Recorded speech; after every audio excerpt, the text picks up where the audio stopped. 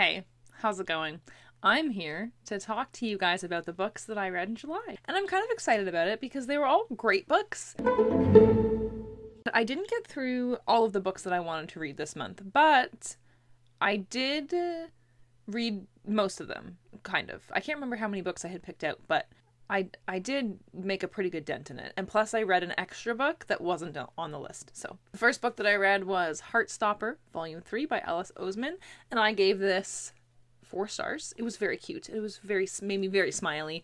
I didn't love it quite as much as I loved the first two, but I still really enjoyed it and thought it was really cute. It just didn't warm my heart in the same way.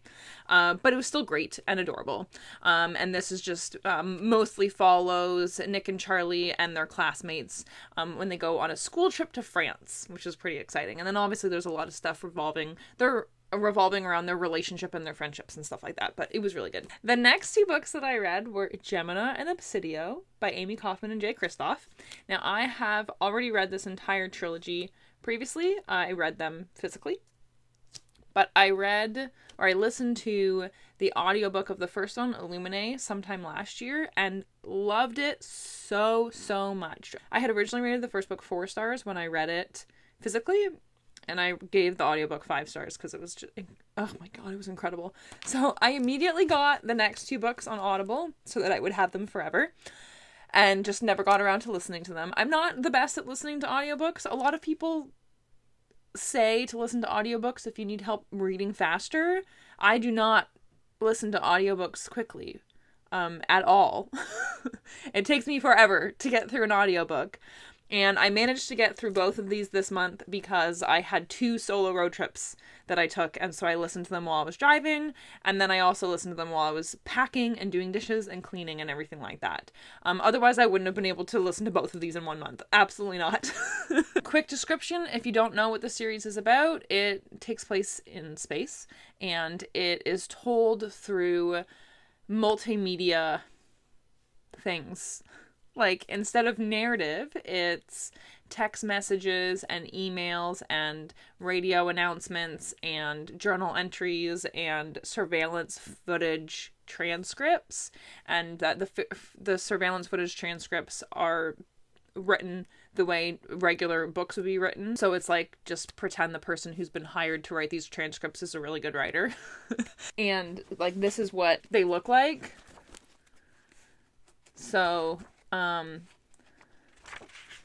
they're pretty easy to get through really quickly, and even the audiobooks, they're only 13 hours long for these big honkin' books, but it's so good. So all 3 books still follow the same continuous story, but from 3 different perspectives, I guess, throughout the story. They still take place one after another. It's not like it's the same events but told from 3 different perspectives. It's just there are 3 main areas that are being affected during whatever is happening in the series.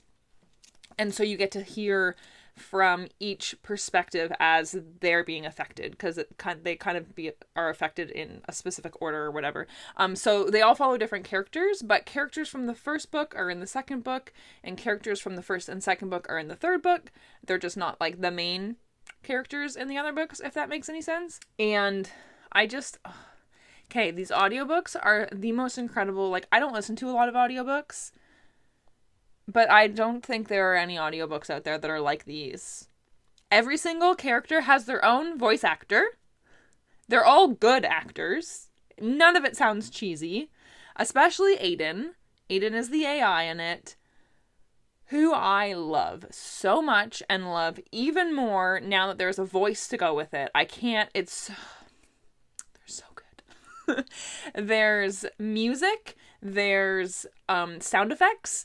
It's so well done. It's like you're listening to a movie. I cannot get over how good these audiobooks are. If you're going to listen to one audiobook series in your entire life, please let it be the Illuminae series. It is so good.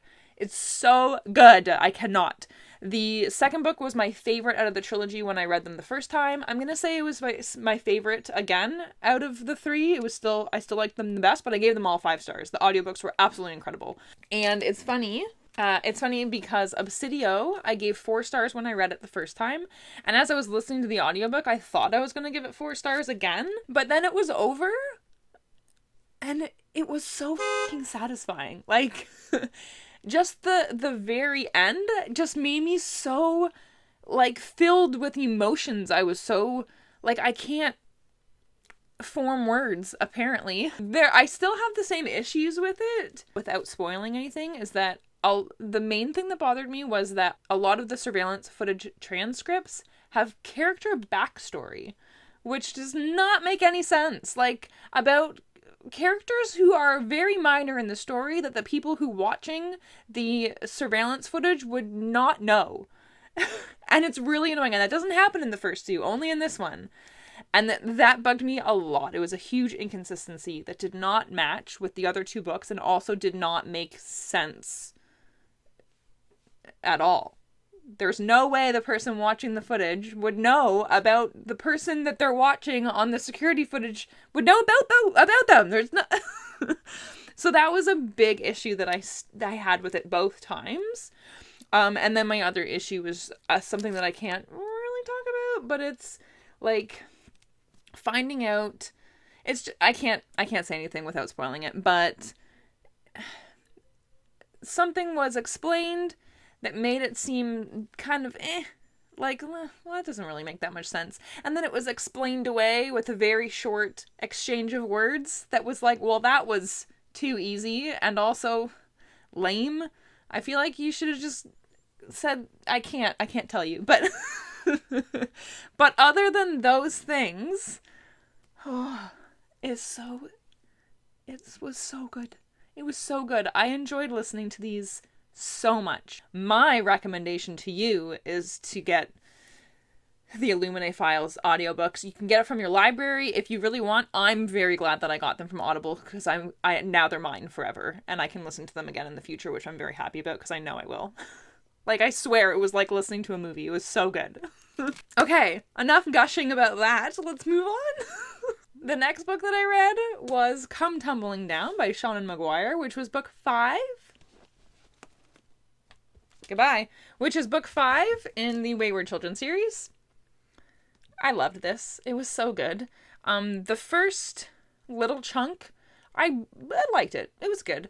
But then it just kept getting better and better and better. And it was so good, and I was totally in love with it by, I don't know what part, but I did some tabbing. Can you see? The light is really bright. Show the tabs. Anyway, it doesn't matter. Oh, there they are. I did some tabbing on a lot of things that I like. I just tabbed funny things and not funny things. So basically, the series goes back and forth between following multiple teenagers at the boarding school and then telling us the story of one student about their story when they went to their world. So basically every other book in the series is a standalone. Whenever it's, like all the even-numbered books are standalones, basically. You can read any even-numbered book in any order without having to read any of the odd-numbered books. But the odd-numbered books go in order. You have to read all the odd-numbered books. Like, if you didn't want to just read all of them in order, the odd-numbered books you have to read in order to really know what's going on. And you don't have to read the even-numbered books. No, you do. You do have to read the even-numbered books. At least you have to read number 2. This is all over the place.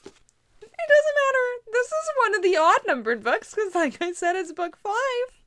So this follows a bunch of students, and they go into a magical world together, which actually happened in book 3 as well. They all went into a magical world together, a different magical world. They go into a different one in this one than they did in book 3. But anyway, they all go on an adventure together, and it was fabulous. It was so good. Can I tell you? I don't think it gives you away. They all go to the moors together. Oh my god, it was so good. And then I read book 6, Across the Green Grass Fields, which is one of the standalones. And it follows a girl named Reagan who goes to a world called Hoofland.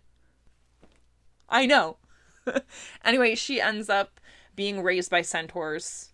It's so good. It's so good. It was really good. I didn't love this one, but I really enjoyed it. And I gave this one 4 stars. The first 2/3 of it, I was enjoying it. It was good. But the last third, I had my whole heart. I loved the last third so much. And I did a little bit of tabbing in this one. Again, I just tabbed funny things and not funny things.